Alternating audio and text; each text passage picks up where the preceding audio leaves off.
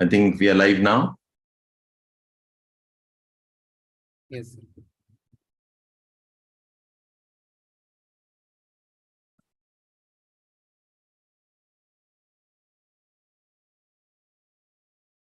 Hi, all of you. Good evening.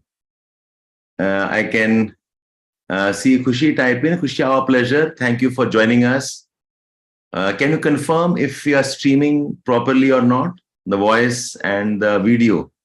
Are we streaming properly? Can you confirm, please? Online?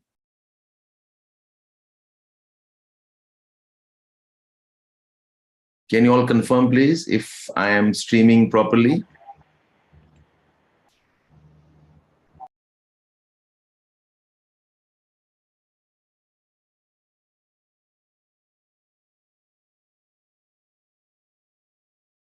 Hello, Ayman.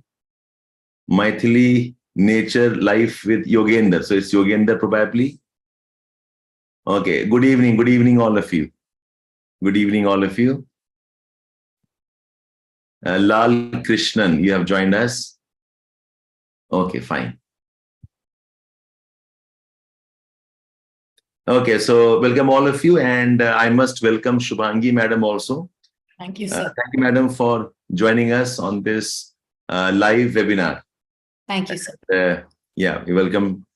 And I take a lot of pride in the fact that we have Shubhangi Madam with us with her history course. She has been very well acquainted with examination. She knows the exam very well, and she's been with us for some time. So all this while, I always hope that we can call some expert who understand the subject and who can talk to all of you and clarify your doubts. And this is the month of September now. You just have another 3-4 months before the madness of the prelims examination starts. Your process should start off from December, January onwards, when you will get ready for the intense test series preparation. You'll get on with a lot of revision activities. Hi, Digambar. Okay, thank you for joining us. Pratima, Deepa Rathod. Thank you all. So I was just welcoming Madam to the platform. So today's objective is we will quickly discuss some of the concerns that you all have, where you have been struggling with history. History, unfortunately, for many of us, is not a very convenient subject. Although the fact is, history has a sizable amount of questions asked from culture, from colonial India, from topics related to modern India, post-independence. A good number of questions are asked, but somehow most of us always struggle to complete the history portion, the revise. Most of us have an issue with how to remember the facts, the data. And lately, even the questions have become a bit more trickier. Yes, Khushi, we're very happy to have. Thank you so much for acknowledging that. Niketan, good evening. Good evening. So let's start off the process. And today also a very important day because it was India-Pakistan match also. I was a bit tensed about the fact that how will we all manage? But then, okay, I think it's rain right now, rain break. So hopefully we can finish off on time and then get back to watching the India-Pakistan match. So welcome all of you. So, Madam, from my side, we will keep asking questions to you for clarifications. And students, all of you are welcome to ask your doubts as and when they arise. And let's see if we can quickly answer your questions too. The first discussion, Madam, somehow history as a subject seems very unmanageable. A lot of students come and tell us a lot of syllabus, what to read, what not to read, so many names, so many dates. And the problem is students perceive history as a vast subject. Some of them see it as a very mechanical subject. But I'm sure, Madam, because you belong to this subject, you might have an input or two about how exactly this examination should be approached. How can we prepare scientifically for history? So your views, Madam, please, on this. So indeed, what you have pointed out, the nature of the subject is something that most of the students come and say that it's very mechanical, it's very factual, and we get bored. So the idea is that if we tilt a lens a little bit, maybe the students are not understanding the broader application of the subject. What has happened in the past, maybe when we go back to the years of 1990s or 2000s, it was more of a factual, detailed account that you have to give up the questions. But these days, Yes. it's becoming more analytical altogether. And it is not just history as a subject that you have done in school, it is actual applicability in the society. Keeping that in mind, sir, students take it as factual data altogether. However, I personally feel that it is something which is more personality enhancing. For instance, I have some examples. Let's say if we talk about the profession of a lawyer, they go in front of the judge and they will give background of any historical case in order to rest their own case. If we Yes. talk about any doctor, they will see the medical history, they will understand about that disease in order to apply it in the contemporary times. Similarly, any administrative officer has to take into consideration the socio-economic and political history of our country in Yes. order to run and govern the same things in a proper manner. So they have to understand that it is more than just a subject which has very wide applicability, and shed out these fears and maybe delve into the subject altogether and try to apply it. Yes, you're right, madam. I think anything that we try to approach, even technology for that matter, the historical context is very, very important. Without knowing how things have happened, how things shaped in the past, who were the architects, what was their vision, what was their purpose. Thank you for saying that to us, madam, that yes, it has a huge application in terms of how it justifies a lot of things we do today. Yes. So students, that's a good insight we have from madam, that please do not see history as a subject to be read just because UPSC mentions that in a syllabus. Don't take history as a must do because it is thrust on you. History is the core of understanding anything. It's a compulsion without which I think we cannot move ahead and do things in a different way in the present context. So yes, madam, so it's a mindset thing, I believe. It's more about how people perceive it. Niketan says, madam, there are many facts, so much confusion regarding history, which NCERT. Niketan, we will take up these questions one by one. So yes, there are facts. Yeah, there are facts, but then you must all appreciate the fact that don't get trapped by the facts alone. Madam will explain that a bit more. So, madam, if appreciating history is as important, what can be done to study history in a scientific way? Is there a method we can apply? Is there a technique we can apply? Okay, how can we take up history in a more scientific approach? Yes, sir. So just like any other academic subject which has some building blocks to create a whole in the first place, let's say today I learn mathematics and I want to go for advanced calculations. I should know my basics of what you can say, subtraction, addition, etc. Keeping that in mind, so when we talk about history, similar things are required from the student. We need to have some building blocks in terms of understanding political history. बच्चे क्या करते हैं कि कोई भी topic कहीं से भी उठा के पढ़ना शुरू कर देते हैं. कभी कभी ऐसा होता है कि हमने जैसे हियर से में या मेंटर्स से सुना कि जैनिज्म बुद्धिज्म से ज्यादा सवाल आ रहे हैं, तो बच्चे क्या करेंगे, पीछे के 3 चैप्टर छोड़ के सीधे उसको टैकल करना शुरू करेंगे. Sir, history is a buildup.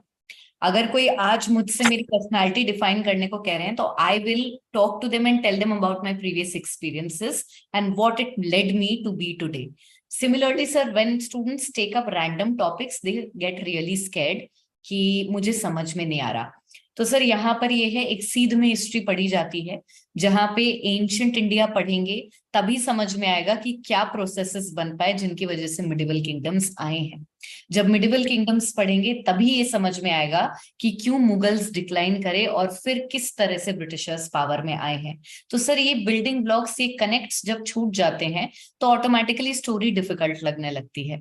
First read में सर मुझे फील होता है बच्चों को as a base, like a building का बेस, पॉलिटिकल हिस्ट्री पढ़नी चाहिए और फिर उसे सोशल, इकोनॉमिक और आर्ट एंड कल्चर के एस्पेक्ट से इनहैंस करना चाहिए. So students, they end up studying history in parts. Yes, sir. If somebody tells them, oh, the travelers are important, they're mugging up travelers' name. Yes. Somebody tells them medieval times, they need to know all those officers, and the officers, they start mugging up that. Yes, sir. Somebody tells them, oh, very important is socio-economic reforms, they start by hurting that. Yes, sir. So it's a very good insight, madam. The problem is the way we study it. Definitely. Like without knowing the complete story, without knowing what led to what and what moved on and how things changed. Yes, sir. If we do cherry picking in terms of convenience, that's where the problem is. Also, I agree with you, madam. Absolutely. I'd like to add a few more points in this. Whenever the students say that the syllabus is very vast with respect to history, I would like to rectify this by saying that the applicability is also very vast in terms of return ratio. When somebody prepares for Indian history, this is something which has good number of questions in prelims. I would like to, sir, share some data with my students meanwhile, while we are talking. Allow me. Yes, please, madam. Yes, please. So, sir, as I was saying, when the students say that the syllabus is so vast, I tell them the return is also very good because there is very wide applicability of history. As you can see, all the students on the screen, these are the number of questions that we are getting from history and culture with respect to our prelims examination. If you see, an average is somewhere between 15 to 20 questions, and that is something which is a huge amount given to one particular subject. Keeping that in mind, students, when we talk about history and how it is so difficult and we need to mug it up, that is not the case. It has huge applicability. Second thing is that sometimes students say that ma'am कहीं से भी question आ जाता है, जैसे मान लीजिए fanam coin पे कहाँ से question आया समझ नहीं आया, या फिर कोई बहुत ही odd topic पर question आ गया. इस चीज के लिए भी मैं अपने students को कहना चाहूंगी, if you look at this particular slide and you look at the percentage that you need to require just as a general category student, then you will automatically realize that if I take an average of 50 to 55% scoring, even with respect to history, that would be a very good amount. Keeping that in mind, अगर आपके पास 20 question आए हैं, तो आपका target होना चाहिए 12 से 13 question का. Excellent, excellent. आंसर क्या होता है, वो 3-4 क्वेश्चन इधर उधर से जो आ गए उन पे अगर हम फोकस करते रह गए तो हम अपने गोल को भूल जाएंगे. And that is why numbers don't lie. Maybe our opinion can be swayed, but data never lies. And you have to very clearly see कि मुझे 50% से ऊपर नहीं लानी, so I will just chuck all those questions, which will let me go into a different path altogether. Also, sir, so fundamentally, madam, what you're saying is that there will be questions which are tricky questions. There will be some questions which might even look absurd questions also. Yes, sir. लेकिन अगर 15 से 20 सवाल पूछ रहा है, अगर हमने 50% भी आंसर कर दिया, it's good enough. बिल्कुल. हमें 20 का 20 सॉल्व नहीं करना है, हमें 15 का 15 सॉल्व नहीं करना है. हमें 50% मैंने 15 से अगर 7, 8, 9 भी कर दिया हमने, और 20 में से 10, 12 क्वेश्चन कर दिए, we are done, we are home there. उसमें से अगर 2-3 एक आध सवाल फनम जैसा सवाल आ जाए और some fact you have no idea, that should not bother us. Definitely. That's a brilliant insight. ऐसी है कि ये है तो बहुत आसान लेकिन लगता सबको मुश्किल है, और इस वजह से इसमें बच्चों को लगता है 50% बहुत कम होती है, लेकिन 50% बहुत ज्यादा है. कोई हिस्ट्री के 20 में से अगर 10-11 क्वेश्चन सही करके आ रहे हैं तो that's a very good amount that they have cracked all together. Very nice. Yes, sir. So in fact, madam, if you ask me, if somebody scores 50% of marks overall in mains में, वो तो top 10 में आ जाए, madam. बिल्कुल sir, बिल्कुल. So I think we have to be objective there. Definitely. सवाल ऐसे आएंगे. I'm sure there will be questions you can't answer. There will be questions which are tricky, questions which are upsetting. But we must ignore those and answer those which we can possibly answer. Definitely. Okay. So Agitika, coming to your question. So Agitika is asking us, please guide how to understand ancient history. So Agitika, this exactly is the issue. You cannot do a selective study. Okay, only tell us ancient India, only tell us Bhakti movement. Madam is insisting. There's a process to how she will have to suggest to you. Madam, please continue. So this is one important scientific fact, that we have to be aware of the fact that we don't have to answer everything. Yeah, madam, please continue. I interjected in between. Please continue. It's okay. So, sir, I was talking about this question wherein students say the syllabus is so vast, so difficult to connect the dots. And in that, I tell you that if you put in this effort, I assure you there is a lot of applicability of history altogether. Proceeding further, students, I would kindly look at your screen. I would like to share some more data with you guys. So, as we have been talking about the prelims part, we had seen the cutoff. Moreover, if we talk about our GS1 paper, which entails of 3 subjects, which is Indian geography, we have social issues, and then we have history and culture. Keeping that in mind, if you look at the screen, out of the 20 questions, students, 6 questions are coming from history and culture. Yes. So again, second applicability comes in the mains examination. अब बात यहाँ पर ये बनती है, mains में आपके पास 2 topic और ऐड होते हैं, which is world history and post independence history. इसकी बात थोड़ी आगे जाकर करेंगे, बट इसकी प्रेपरेशन, इसका क्या वेटेज रहता है, ये सारी चीजें आज हम डिस्कशन में रहेंगे. आप लोग एंड तक रहिएगा. Right now, just understand the applicability, the amount of effort that you're putting to prepare history will pay you. It's worth it. Exactly, sir. And not only this, this is one more slide that I want my students to see. All of these are essay paper questions. These are from 2022, 21, and 20, very recent questions.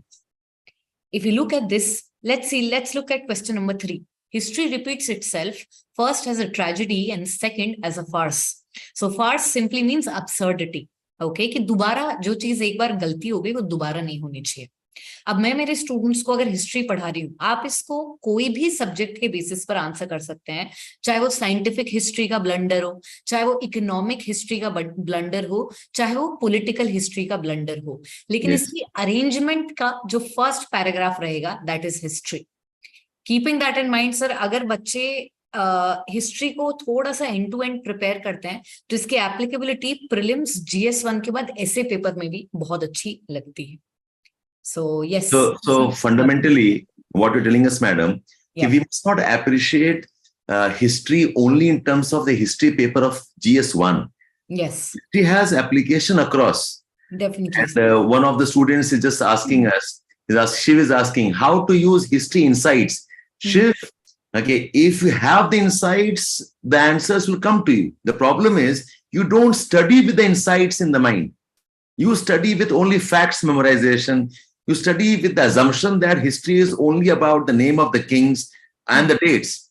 If you study history, keeping in mind that history has insights, the learnings from history, there's a process how things changed and how people fought against some odds, how people got together for some reforms, how people got together for revolutions. If you study history from that perspective, you will not be asking this question. So I think the perspective must change here. Thank you, Nikita. Nikita Chauhan tells us, I followed the method madam told right now and proved very effective for me, covering entire ancient India. So lovely, Nikita. Very happy there, and my gratitude to ma'am. Okay. Yes, absolutely, Nikita. The northwest part of India is a very important part of lot of learnings, insights we can have. Excellent. And Prashant is telling us, asking us, how to analyze L1, L2, L3. Ek to Prashant, I'm very happy using L1, L2, L3 in your discussion. Why? Because I believe this is the term that we have tried to popularize. Okay, I mean, if I could be possible, I would have claimed a trademark on that or a patent on that. But very happy you appreciate the fact that different levels of questions asked. Anyways, we'll let madam talk more. So thank you, madam. That's another insight that we have. History's application goes beyond the subject itself. Yes. So, madam, so is it right? I mean, one of the problems students feel that history is too static in nature. Nothing changes. History is too mechanical. History, nothing new to study about. Is this right perception, madam? History is a static subject. Sir, there are 2 very popular arguments with respect to history that has been given by historians. Number 1 is history repeats itself. And then the second one was that we have already seen that it's absurd that history repeats itself. So keeping that in mind, so history is nothing but learning from the past, and learning is never static. Yeah. In terms of exam, students take it as a burden to just clear the prelims examination. But the idea is that when you talk about subject like Indian history, barring the prelims, which is a little bit mechanical, if you believe that your writing hand needs to get better, always take examples from history. It's a great learning. Yes, madam, you're right. In essays, students struggle with examples. Definitely. खिसा पिटा वही 4 example आता है, या तो गांधी जी का example आ जाएगा, या फिर मदर टेरेसा एग्जाम्पल आ जाएगा. Some of them are a bit more creative, will mention Nelson Mandela maybe, and maybe George Washington or John F. Kennedy. Definitely. So yes, if you know as much history, okay, it's full of facts you can apply in your current discussions. Yes, ma'am, please, yes, continue. Excellent. So for instance, I would like to add one interesting story for all my students who have joined this year. Yes. If you remember, I'll start with a question. Let's see how my students are doing. Who is Darius? Who is Darius? Darius. Who is Darius? Who's Darius? Yes. Let's see. Very good, Nikita. Iranian ruler. An Iranian ruler. Indeed. Greek. He was an Iranian ruler who came to India. And after Darius, there was a Greek ruler who came to India. Jaldi se batao. In ancient India, there was a Greek ruler who came to India. Xerxes. No, it's Alexander. Very good. Alexander. Indeed. So there is a story, sir. Basically, I was watching a documentary pertaining to the Ottoman Empire, which is one of the greatest empires in medieval India. Ottoman empire के जो एक तरह से सबसे बड़े ruler रहे जिन्होंने Constantinople को कैप्चर किया था स्टूडेंट्स, उनका नाम था मेहमद. ठीक है, तो मेहमद जो है उनके एम्पायर के आउटस्कर्ट्स पे एक जगह थी जिसका नाम था वलाहिया, और उसके जो रूलर थे उनका नाम था Vlad Dracula. Dracula as in जो आपका वेम्पायर है. ठीक है, रोमानिया. ओके. यस. तो उन दोनों में आपस में लड़ाई चल रही थी. तो व्लाद ड्रैकुला ने डेरियस को पढ़ रखा था और अलेक्जेंडर को पढ़ रखा था. मेहमद ने भी डेरियस को पढ़ रखा था और अलेक्जेंडर को पढ़ रखा था. अलेक्जेंडर जब डेरियस पे अटैक करते हैं तो उनकी आर्मी बहुत कम नंबर की होती है, यानी कि डेरियस के पास अगर 1,00,000 लोग हैं तो उनके पास शायद 1,000 ही थे. इसमें वो क्या करते हैं, एक मिलिट्री स्ट्रेटजी लगाते हैं which has been used by multiple rulers across history. वो सीधे डेरियस का कैंप ढूंढते हैं, उसमें जाते हैं और राजा का मर्डर कर देते हैं. तो उससे क्या होता है, आपकी आर्मी लीडरलेस हो जाती है और अपने आप ही सिविल वॉर शुरू हो जाता है. ये सेम चीज व्लाद ड्रैकुला ने सोची. The same thing was kind of the plan that Vlad Dracula decided that I want to use in order to kill Mehmed. However, students, what happened? Something very opposite happened with respect to the same plan, and Mehmed was successful in later killing Vlad Dracula. Now, these kind of examples are very amazing examples to imbibe in yourself, wherein even if you take the same route, there can be 2 different results. This is a classic example of the kind of essay questions that we get, wherein history repeats itself. Not necessarily, and you can take multiple examples. So the idea is that try and understand more aspects of history, try to apply it in your daily life.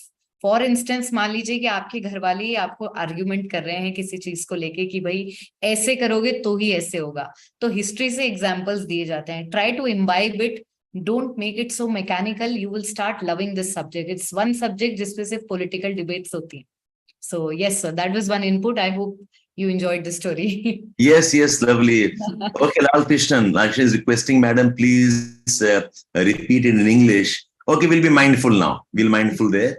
And Chachan, oh, I'm so sorry. I read Chachan as Chauhan. Nikita Chachan, yes. He got the answers right, Iranian ruler. Yeah. So the point here is that current affairs can use lot of historical anecdotes, can use lot of historical examples. It's not that history becomes irrelevant just because something happened. So that's your brilliance. If you can use examples from the past, from the history, to justify, to explain, to appreciate what's happening in current affairs, that's a brilliant thing that you can ultimately enrich your answers with.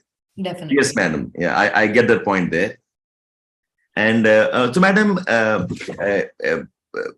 I mean, that's perhaps what explains the questions in history have become increasingly more thoughtful.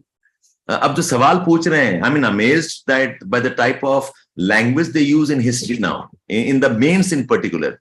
The questions are very thoughtful questions. So do you think that's precisely the idea, that students should not be mechanically reproducing facts alone, but they must be appreciating what they read and accordingly write the answers. Maybe you have examples to show, madam. You can do that, please. Definitely, sir. So the idea is that, first of all, whenever a new aspirant sits for preparation, first of all, their first target is कि चलो देखते हैं एक बार prelims तो निकले, फिर सोचेंगे कि means में क्या होगा.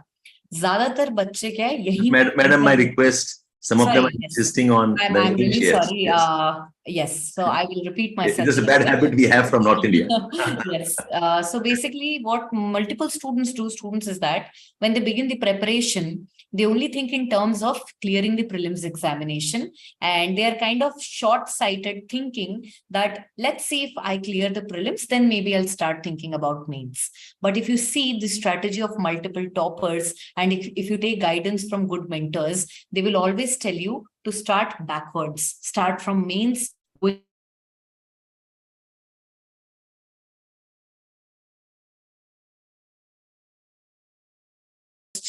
In the very first day, your perspective will change that history is about facts. But if you look at the prelims questions, it is bound to be an MCQ question. And that is why it will seem factual at the end of the day. Hence, again, sir, as you have pointed out, that it being factual, it being boring, and how to kind of how UPSC is changing its direction, but students are not aware of it. It's because of the short-sightedness, at least in the early stage, wherein we are only stuck with the prelims examination. Apart from that, sir, I would like to share some content with my students, if you allow me. Madam, before I go on, there's one question that Pratima has asked. Definitely. Sharma, she says, Madam, you mentioned two orders. One is political history and social cultural, and the second order is ancient medieval, and modern. But syllabus says कि ancient and medieval का social cultural history है, and modern का political history है. So it's very complicated, she says. Can you explain this, madam? Because she's saying the ancient and medieval is only important from the cultural perspective, and maybe the modern India part has the political part. Is this how she's interpreting, I think? Can you explain this, madam? Yes, sir. I got Pratima. So, first of all, the idea is that, Pratima, when you look at the syllabus, it is the expectation from you in terms of the questions that will be asked in the prelims and mains examination. However, when you study a subject, you have to leave those expectations and first build some building blocks. For instance, if I give you the example of mathematics, your exam says in the syllabus that the question will be of integration differentiation. But for that, do you need to have some basic building blocks?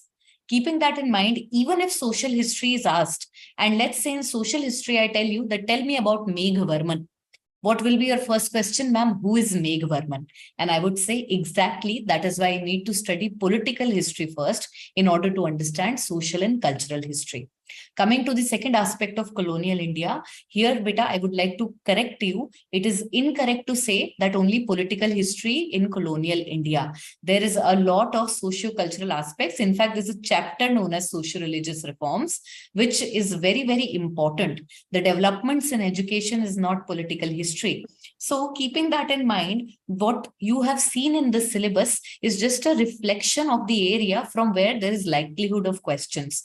But to understand that, you need to holistically tackle the paper, the subject. It's like if I'm playing football, I must know everything in detail, not simply look at the time when the goal hits the goalpost. Exactly. Sir. You have to know the entire process, the starting from who is passing where, who is playing where. So people focus only on, oh, these questions are asked, so let's study only that much. It can't do justice there. Exactly. Yeah, madam. We will continue. You are showing something on your screen, madam. Some questions probably. So we are looking forward. Some answer writing. Let's proceed with some more questions, and then I'll show my students some questions. Yes. Not many questions have been asked right now, madam. You can show the question maybe you want to show. Okay. So basically, so it's a practice question. I was thinking that you asked me some more questions, and then we can. No, about the type of questions, like one of them pointed this point out, that there are L1, L2, L3 questions. Yes. Prashant was telling us. Yes, sir. What is that? How do we classify it? So maybe he's looking from some appreciations from the questions asked in the previous years, madam, if you can throw right there.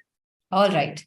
So students, for that specifically, instead of just giving you vague examples while talking, I would like to present some data in front of you so that you can see the questions and make heads and tails of the arguments that I'm trying to make. So I hope my screen is visible to all of you. Yeah, I can see your screen. Yes. So this is some tabular data with respect to your mains examination specifically from 2022 to 2019. As you can see, first of all, look at the time period that I have given. Okay, look at the time period. And if you look at the distribution here, tell me from the absence of one time period, there is specifically absence of one time period that I want my students to point out and quickly put it in the chat box. Ek specific time period is missing from the entire distribution here. Quickly put it in the chat box for me. If I am allowed to guess. Definitely, sir. You are. Okay, maybe I will say the Harappan, no, Lion and Bulla Harappan mein hai. No, sir, it's world history. It's indeed World history. correct. Of course, is yes. correct. So there is one part. So basically, sir, I'm trying to explain to them the syllabus coverage, etc. As you can see, students, this is 2022. Abhi question ko mat dekhiye. Don't look at the question. Look at the time period only. As you've analyzed here, one time period is missing, which is world history. Let's move on to the next slide and let's see the questions from 2021.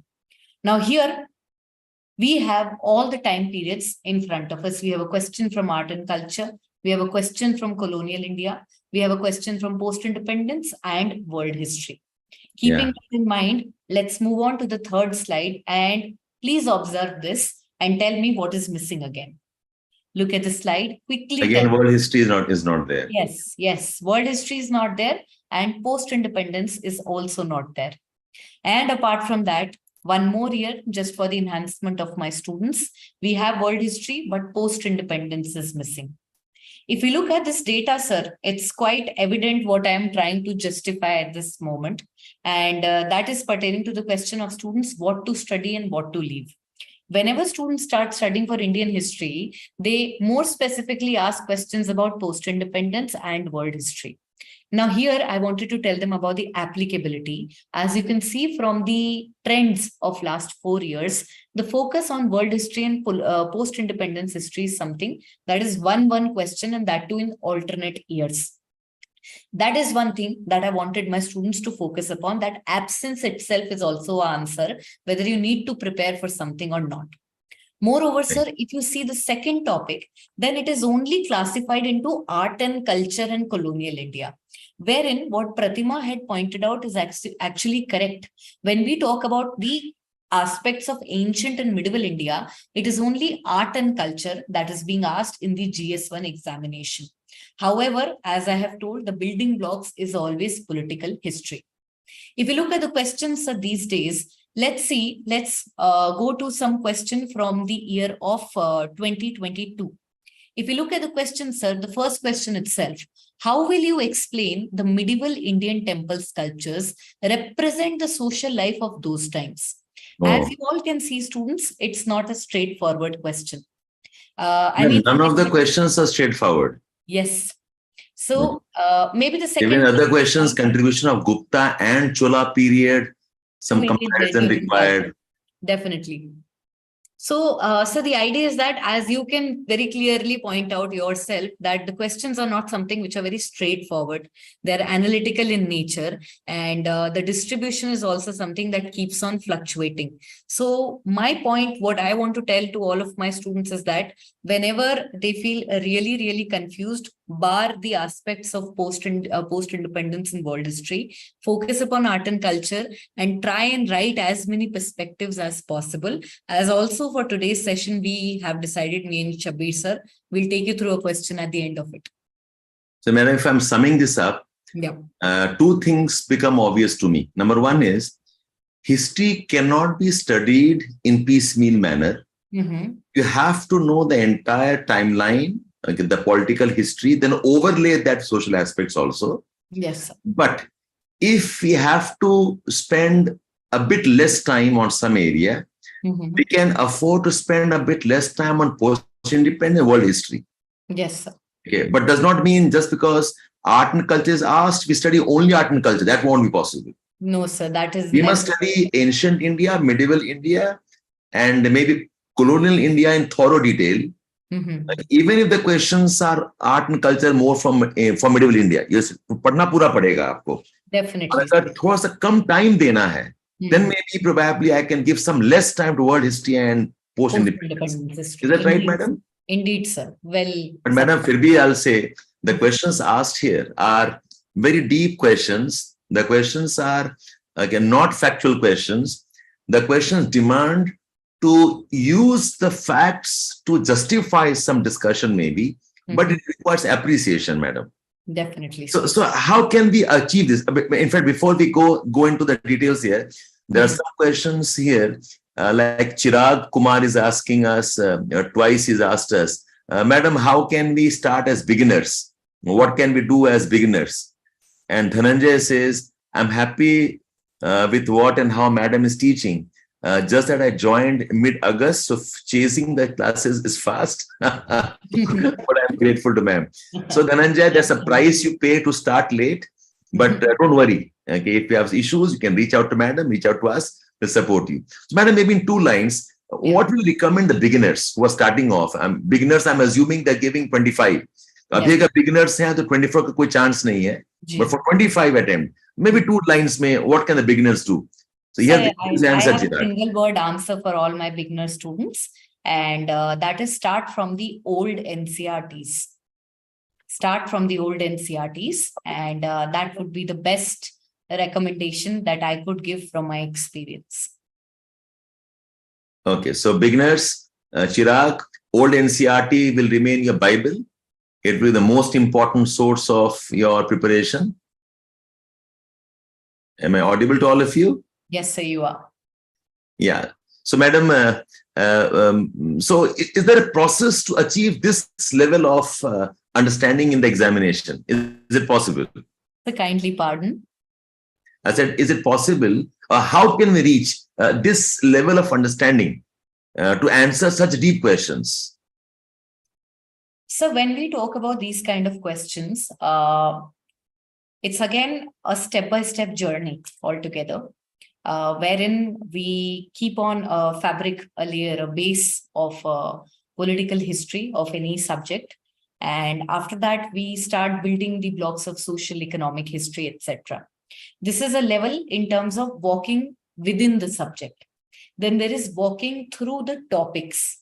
So basically, sir, what happens when you take up your generic books, which is NCRT or any routine material that you find for UPSC, it will be covering, let's say, 60% of the aspects which are being asked in UPSC.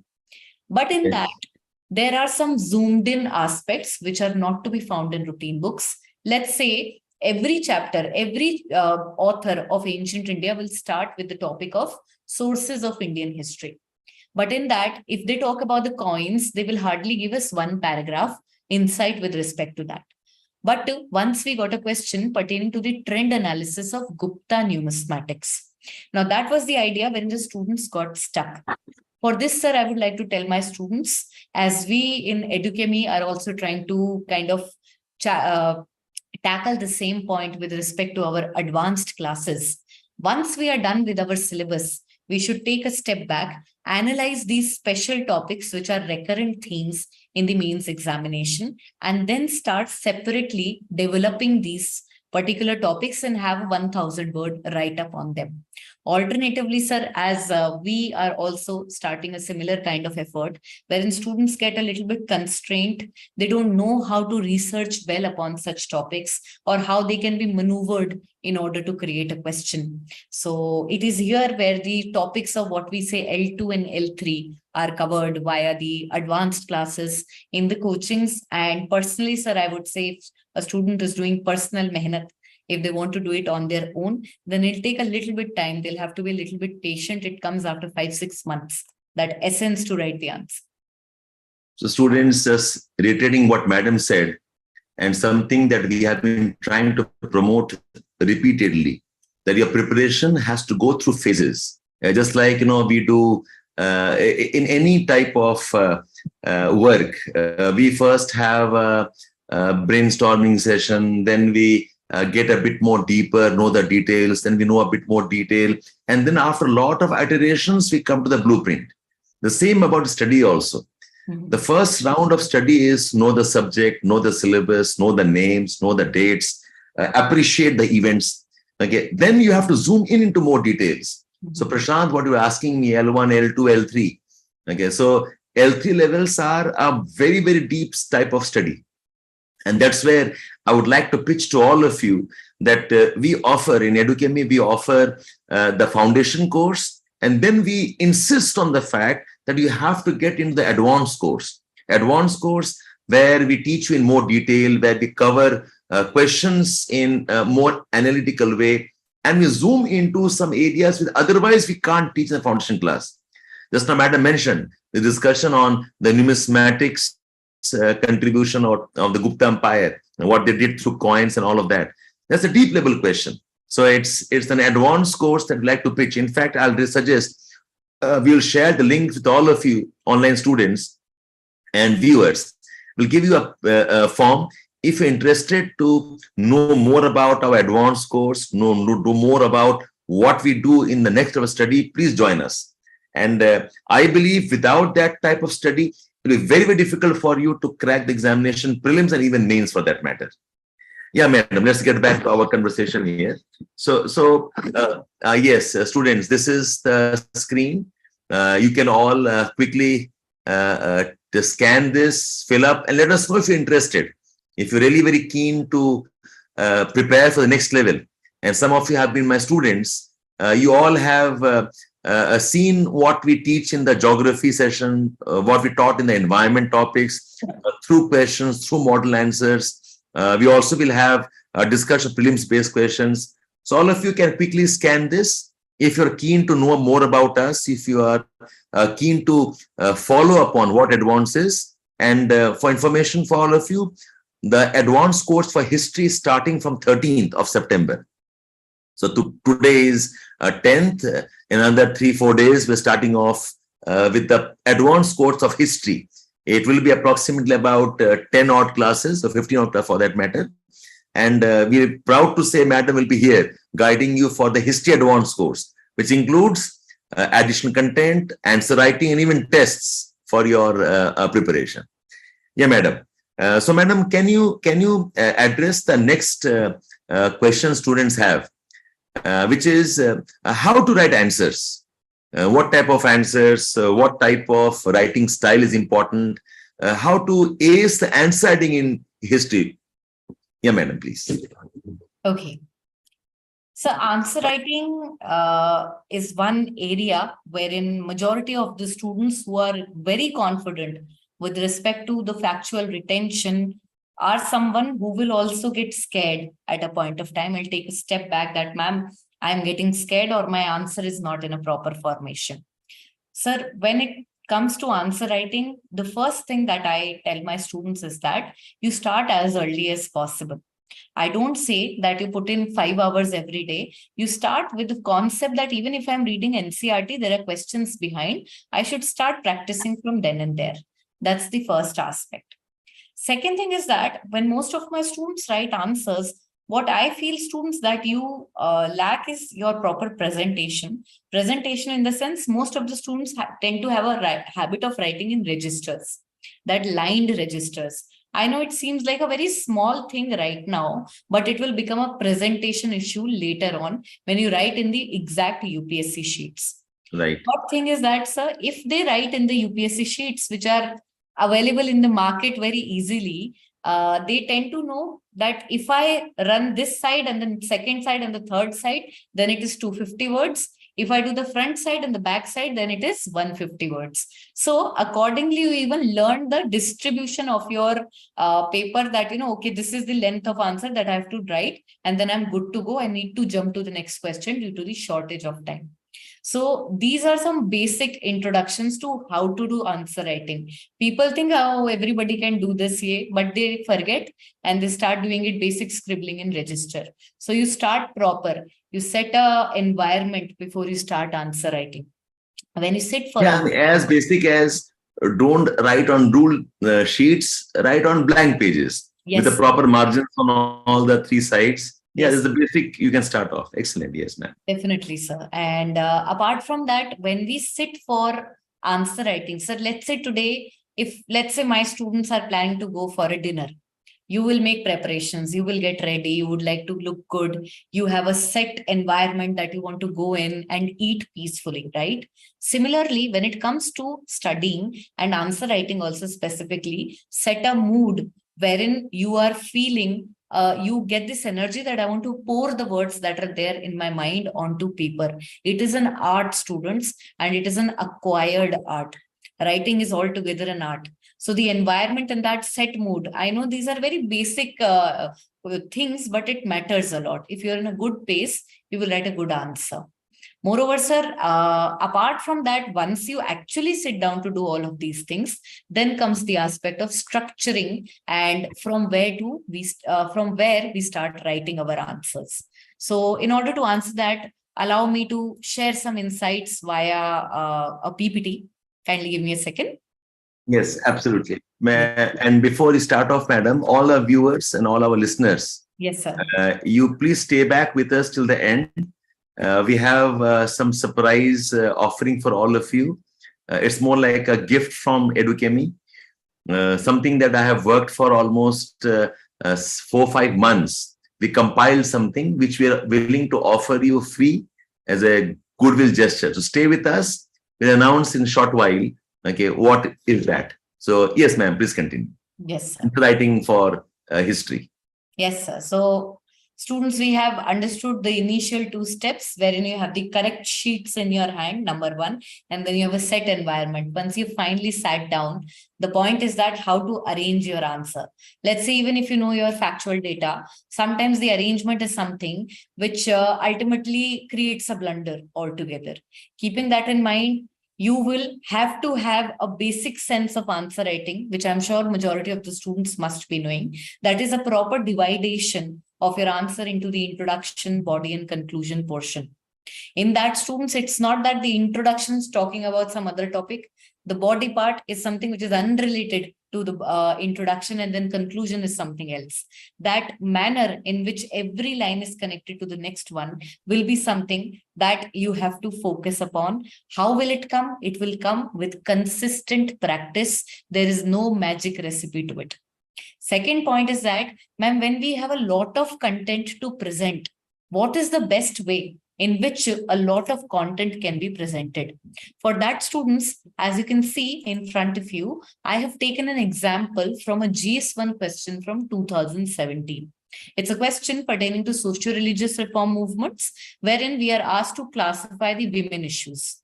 Keeping that in mind, now if I start writing about Sati and the contributions of Raja Ram Mohan Roy, then somebody else, I talk about women education, then Keshav Chandra Sen, so on. The answer will become narrative and it will become really long.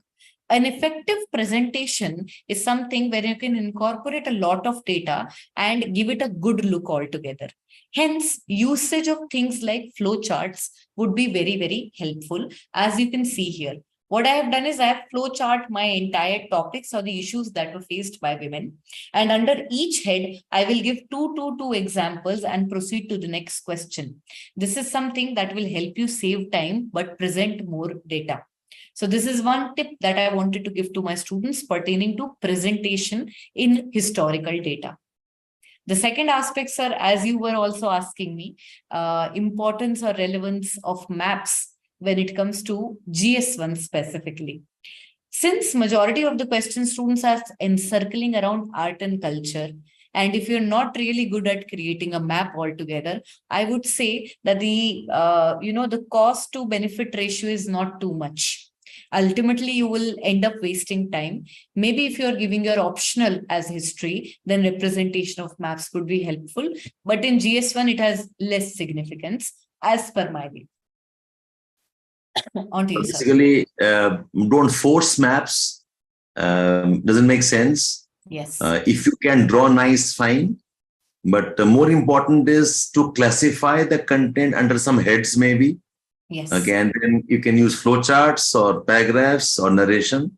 Okay, Ji. so map-based answers are not required if you lack the skills of drawing the maps. Indeed, sir. Indeed. You have very well summarized it, because also it's like presentation matters, but it should not look like a 2, 3 year old is writing it, usage of multiple colored pens and drawing each and everything trying to represent. That is also too much, which I say that students should refrain from. Okay, so Mijanur Hossain says the most difficult part for him is to write introduction and conclusion. Danish says, I did my foundation 22 and you told us to develop on foundation a few days back. Magic happened. I could start seeing keywords, connect dots, but still feel like joining GS Advanced. Absolutely, Danish. If you feel like it, it's a no-brainer. You have to be part of the next discussion. Otherwise, your foundation course will not give you, and not just us. You go to any institute, anywhere you study, the foundation course cannot give you results. Okay. Yeah, madam. Tajinder is asking us, madam, how important it is to prepare history in chronological order, ancient, medieval, modern. It is found many times institutes provide course of history in different order. Is it advisable to prepare for these in order or to follow a specific order? Definitely, I think Tejinder, you have addressed something which is very, very crucial to understand for majority of the students. Wherever you go to study history, make sure that it goes in a chronological manner. The reason being, I have been, I think, repeating myself multiple times, and that is, if I start the movie at the climax and then tell you to retrace all the characters, it will be something that will not be a good explanation. The base of the beginning of colonial India is the decline of the Mughal Empire. Now, if you don't know the Mughal Empire and you start from colonial India, you will not understand the changes in the economic political landscape.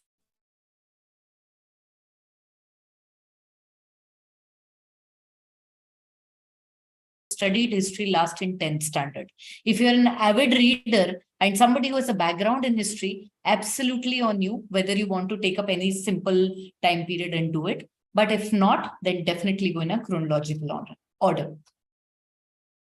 I think the reason he's pointing out this is institutes teach the subject according to the teacher's availability. Yes. That is not the pattern of study. When a teacher of modern India is there, he takes 2 classes. When the teacher of ancient India is there, he'll take another 2 classes. Then the teacher of colonial India comes in, he takes 2 classes. So I think we as coaching institutes are guilty of that. But Tajinder, the right method is you have to go chronological way. That's what madam insisting. There's a process to it. Okay, don't buy. And I think very consciously in Edukemy, we have followed that. Okay, we have kept that line so that there's a continuity in what to study. How many color pen we can use? Hossein, how many colors you can use? I think, madam, you answer this. I don't know what to say here. You can't use red and green, of course, Mijanur. You can't use red and green because for correction. Just underline the important points that would be enough and should ultimately look like, somebody who is 20, 21 years old has written the answer. So it should look like that at the end of the day. Sachu is asking us, madam, when will you start history optional classes? Sachu, yes, that's an idea. But if you can wait for some time, let madam decide on that. As of now, we not planned, but if we have enough number of students asking for it, we'll definitely reach out to madam to start off history option also. Madam, your comment before I say something there. Definitely, sir. If time permits and my students are interested, we'll go into the I think my network is playing Tron. Am I audible to you, ma'am? Yes, sir. You are audible. Your video gets stuck sometimes in between. That's my connectivity. Yes. Okay, madam, I think all are waiting for that last discussion of ours. Yeah. Achha, by the way, what was surprised for all of you is You can all avail the answers, model answers 2015 to 23. We're offering it to all of you as a gesture because we have first webinar with Madam. We'll share our link with you. You can give us your email ID. We'll share the entire booklet with all of you. And maybe something else also can come in. So all those who want our bank of previous year's answers on history from 2015 onwards, feel free to write to us and ask for it. We'll give it to you on your mail. And I'm sure you like those answers. They well thought through, well prepared. Yes, madam. If you can show some sample answer to us, that can be good insight for the students. Definitely, sir. Give me a second.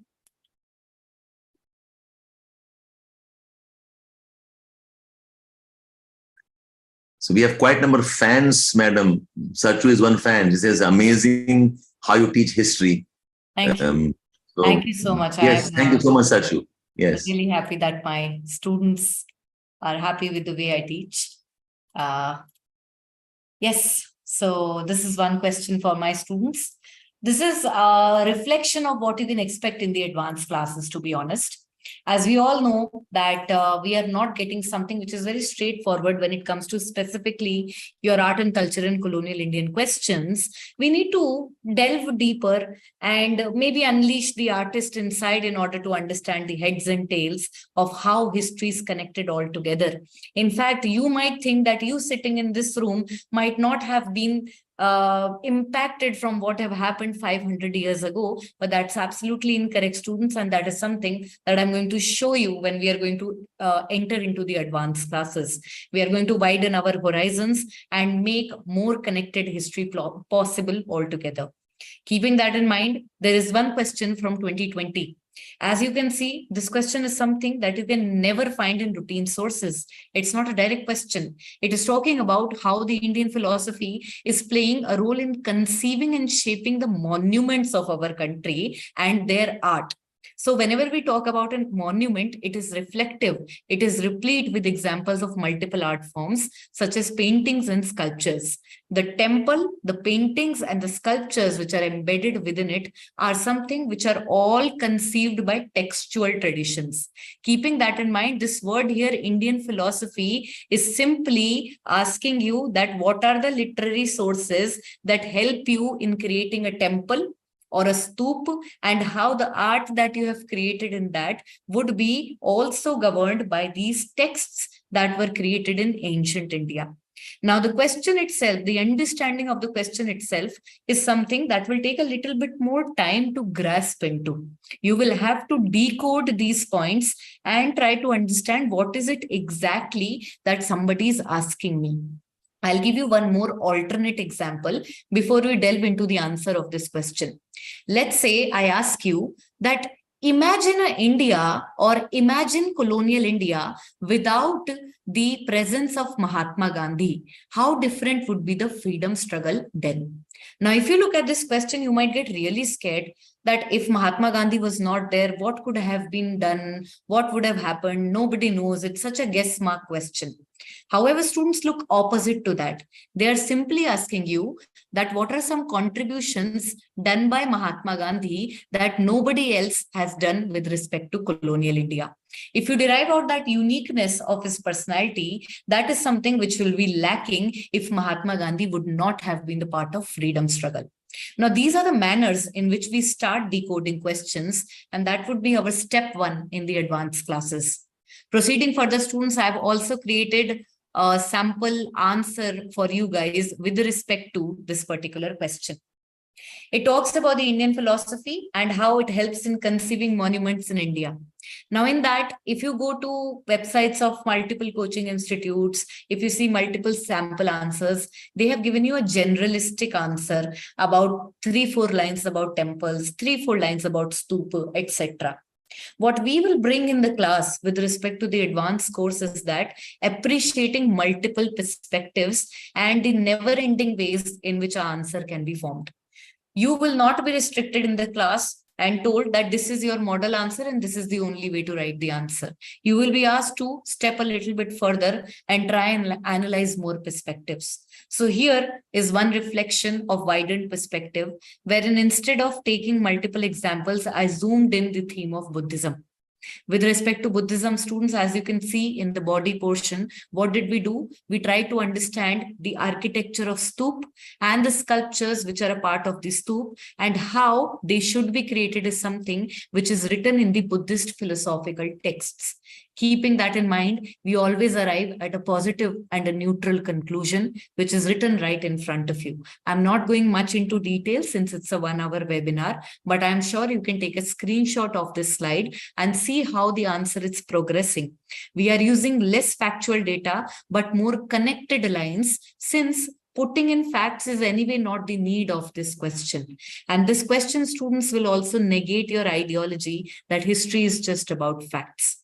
So this was my input, and I hope to see you all in the advanced classes. We need to unleash the author in ourselves, as history will be the basis which will help you not only in enhancing your preparation for civil services, but your personality altogether. That's it from my side, sir. On to you. Thank you so much, ma'am. So essentially, all our viewers, listeners, students, aspirants, what we want to appreciate is answering history questions cannot happen with superficial appreciation of just the facts. This question is a brilliant question, where the question is asking about, what are philosophical ideas shaping our entire nation, our way of life, our society, our architecture. By using the word philosophy, and they tend to think, oh my God, I need to know about philosophy. What you need to know is the names of some books which are talking about how to create a monument and how to create a sculpture, and put it in and you're good to go. But that decoding needs certain level of understanding, which will automatically come, sir. So my invitation to all of you, please join us on the advanced course of Edukemy. Please join us with the discussions with Madam. Madam will be the teacher. We're starting on 13th of September. All those interested to take admissions, let us know you have the interest. You can talk to us also and reach out. Apart from that, we are sharing our bank of model answers with all of you. So in the list, in the link that we have given, if you can quickly let us know, put your email ID, we'll mail the book to you. Apart from this, Gurunatha ready. Gurunatha, our book will be launched maybe in a month or two. So for information, all of you, we are coming up with a guide about how to prepare for UPSC. I think it will be very, very incisive, very, very objective in terms of analysis, what's required, what's not required, how to prepare, with what resources, with what type of skills you must develop. The book will be called as the definitive guide for UPSC preparation. So of course, we'll let you know before that also. And thank you again, madam, for joining us. It was lovely insight, quick, short discussion, but very insightful. Thank you. We hope to have you more often. Listening to the question, I feel like engaging you more on discussing some answers also to some specific questions. Maybe we'll engage one of these days. Yes. So guys, I hope it was insightful. We could only as much. Thank you for joining in. Have a lovely evening. And my wishes to all of you. Next time, I'll ensure it's not on India-Pakistan Day, because you know how God plans. Because we are webinar, I heard that the match got watched away. Next time, I will not do this. I will not allow the match to be watched out. Okay, Danish wants a workshop on geography optional for repeaters. Danish will talk about it. We'll have one if you need one. Okay, thank you so much. Nikita Chachan, I hope your doubts were clarified. And thank you, all of you. Aditi, Shiv. So the fundamental learning for all of you, I can sum up in 3 points. Number 1 is, don't be selective in history. Study the whole thing in timeline. 1. Number 2, if you have to spend less time on maybe world history and post-independence.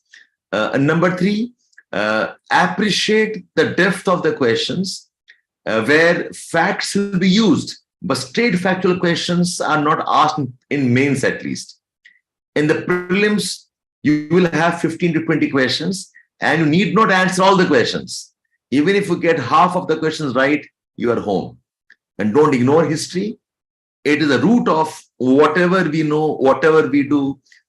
It's the root of appreciating what you are in, the problems that we have. So love the history, love the Indian culture, know about it, write more, and my wishes to all of you. Bye-bye, all of you. Good night. Thank you, madam. Good night. Thank you. Good night.